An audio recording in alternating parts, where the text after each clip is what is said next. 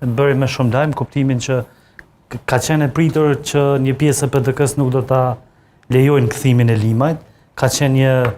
frym brenda PDK-s, flas një grupit PDK-s që nuk treguan gatishmëri që ta pranojnë Limajn, madje para pak ditësh nënkretare ose sekretare se di çfarë posti mban Vlora Çitako tha publikisht që nuk ka vend për zotin Limaj, edhe u pa që nuk ka shumë vullnet që ta pranojnë Limajn, tash në fund ditës është kalkulimi i tyre sa kanë bën mirë apo keq mirë, po mendoj që kanë pas mundësi të rrisin një numër të votave, ndërkaq që zoti Agim Veliu edhe pse një pjesë e elektoratit të LDK-s ose njerëz të afërm tij kanë shtyr vazhdimisht në rrjetet sociale është bërë thirrje që të futet në listë, ndërkohë që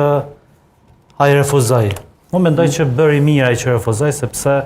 ju e dini nëse kthehem pak në para disa vitesh është pikërisht figura Agim Veliu që u bë ajo kështu kushtimisht tragjike në LDK, ku në fakt këtë sulmin edhe Albin Kurti po edhe Vjosa Osmani i kishin praktikisht tek Agim Veliu. Pra ju kujtohet sidomos në atë kohën e pandemisë sepse për shkak të Agim Veliu të ra qeveria e Albin Kurtit. Po. Edhe mendoj që ndoshta kishte qenë vetëm shkas. Kushtim dinitetshëm e refuzoi. Ky refuzimi i sotëm dinitetshëm i